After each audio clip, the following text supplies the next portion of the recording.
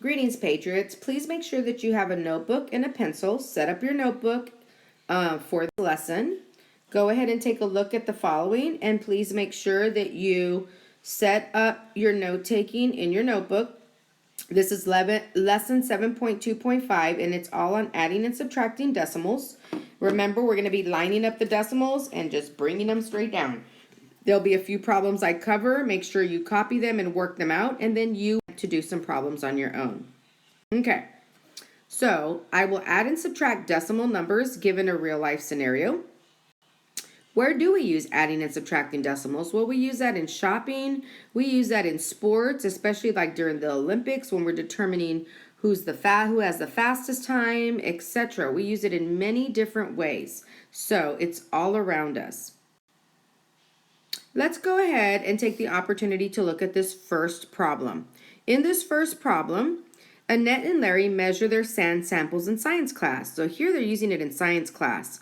Her sample weighed 0.97 ounces and Larry's sample weighed 2.1 ounces. How much was the combined weight of their samples? So the operation that I'm having to use is addition. All right, so I know that Annette's sample was 9,700 ounces and Larry's sample was 2.1 ounces. So don't forget, we must line up our values, and you can add that 0 if you need to. It's not going to change the value of that, and line it up. So then you would add, and the combined weight of their samples is 3 7/100 ounces. Okay, now let's go ahead and look at Greg. Well, Greg here weighs 147.5 pounds, but after 3 months of diet and exercise, he loses 12.42 pounds. How much does he weigh now? So, what operation am I going to use? Well, in this one, I'm going to subtract those values. So, once again, the original weight was 147.5 pounds. After dieting, he lost 12.42 pounds. So, therefore, how much does he weigh now? I'm having to subtract these. And as always, if you need to add your placeholder there of 0, you go ahead and do that as long as it doesn't affect the value. So when we subtract, just like we do addition, we need to bring down our decimal. And of course, we're going to subtract these two values. And I'm just subtracting them. So therefore, oops, Miss King made a mistake. Sorry, because remember, he should weigh less. Miss King added instead of subtracted. I apologize. 4 take away 1 is 3. So now Greg is weighing 135 and 800 pounds. Good. He did very good. Miss King probably needs to take after Greg. All right, moving to the next one. Okay.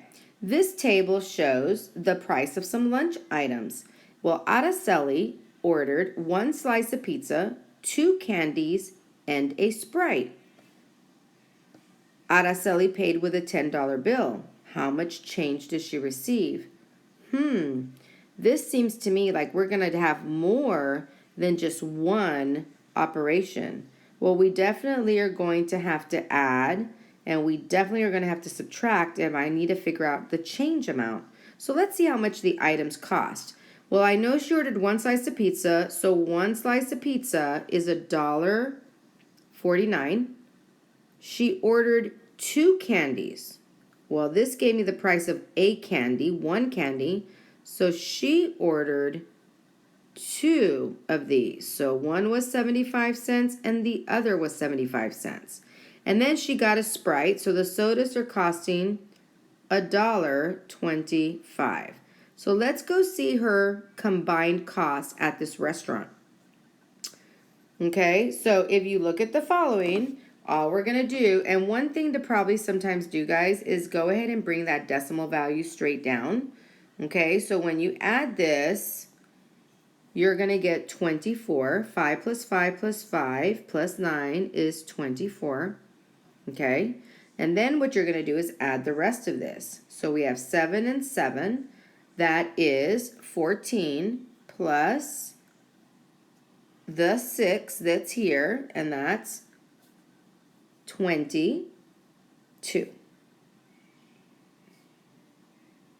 All right, and therefore, it seems like the total cost that was spent was $4.24, okay? So now that I add all of this, right, I add all the items that were purchased, now she has to pay. Okay, so if she has to pay with a $10 bill, how much change is she going to receive? So I'm going to figure out that she paid with a $10 bill. I'm going to write that out as money, $10. And we're going to have to subtract what that bill was in order to figure out how much money she received in change, right?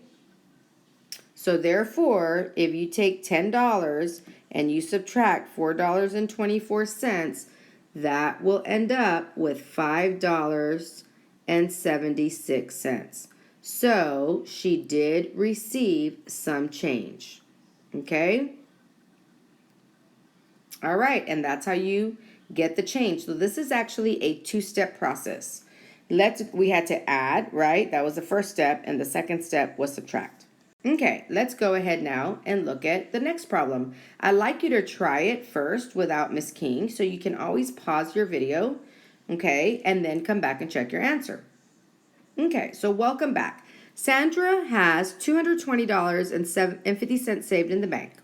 She makes a deposit. Oh, kind of like you do in a piggy bank, right? You deposit money, and I put that picture up here so you could see that. She deposited a check for $172.80. So when you make a deposit, that's really great because you're saving money. But then all of a sudden she had to make a car payment, right? So that car payment is actually something that's costing her money. So she has to pay $150 from her savings where she's saving money. So we want to figure out the current balance on her account. So it seems to me like we're going to have more than one operation here. You're going to have to definitely do some adding and probably do some subtracting in order to figure out what this current balance is. So let's go figure out a total amount of money that she first has in the bank. So we know that she already had saved $220.50, and then she deposited, just like you do in a piggy bank, $172.80. So we're going to bring our decimal down. We're going to add 8 plus 5. And I can see that Sandra has $393.30. But when she has to make that car payment, she's going to have to then subtract. So therefore, she's going to subtract $150. So I'm going to bring my decimal down, and I'm going to go ahead and do my subtraction. So therefore, she now has a current balance of $243.30.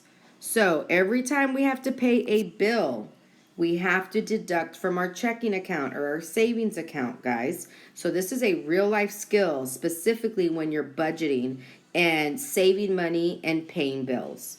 Okay, Patriot. You're going to have an opportunity to complete a short assignment on adding and subtracting decimals. Again, line them up, bring your decimal down, and add and subtract them. Did we add and subtract decimal numbers given real life scenarios? Yes, we did. Have a wonderful day, and please make sure you come prepared to class tomorrow.